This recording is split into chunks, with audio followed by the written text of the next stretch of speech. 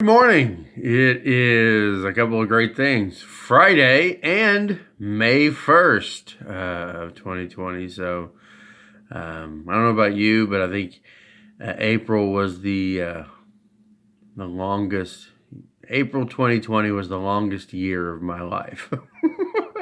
Anyway, let me read to you from John 15 this morning. I am the vine, starting with verse 5. You are the branches. He who abides in me and I in him, he bears much fruit. For apart from me, you can do nothing. If anyone does not abide in me, he is thrown away as a branch and dries up, and they gather them and cast them into the fire, and they are burned.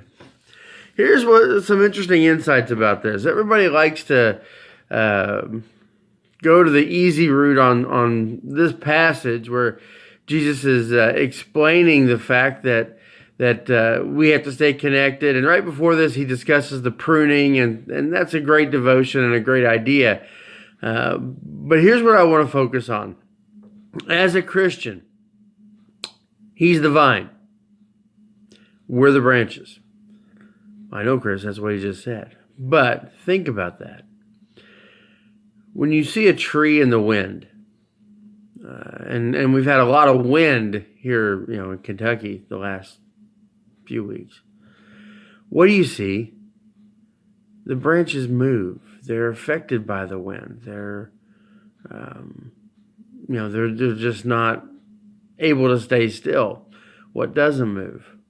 The trunk, the vine, that main area that's connected to what really matters. And that's exactly what life is like.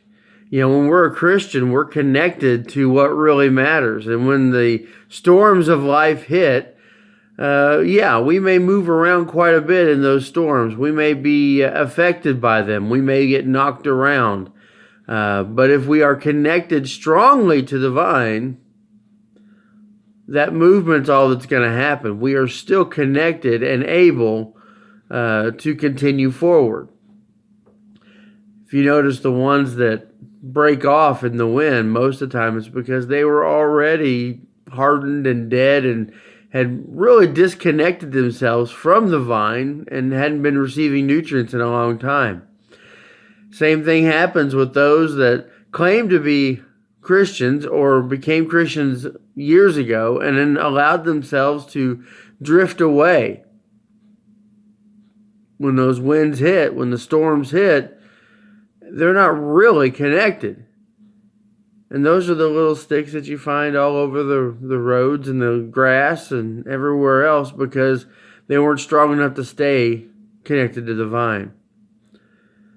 My challenge to you is this. Make sure you're connected to the vine. How do you do that? Well, you start by being in His Word every day. You start by being in His Word and learning what His commands are. In fact, after this very verse, Jesus begins discussing about, how you abide in Him. Well, you abide in Him by obeying. We are to be obedient to the gospel. We are to be obedient to His commands. We are to know what the Bible tells us to do in our lives, and that is how we stay connected to the vine.